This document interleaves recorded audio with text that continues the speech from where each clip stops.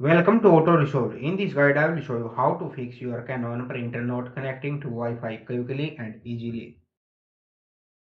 Fix 1. Restart printer and router. Step 1.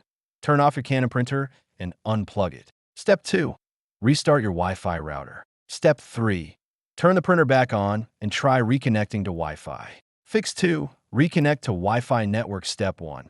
On the printer, go to Settings, Wireless LAN Setup. Step 2. Select your Wi-Fi network and enter the password carefully. Step 3. Confirm connection and check if the printer is online. Fix 3. Update printer firmware. Step 1. Visit Canon's official website and download the latest firmware for your printer model. Step 2. Install the update on the printer following the instructions. Step 3. Restart the printer and reconnect to Wi-Fi. Fix 4. Use WPS if supported. Step 1. Press the WPS button on your router. Step 2. Press the WPS button on your printer within 2 minutes. Step 3. Wait for the printer to connect automatically.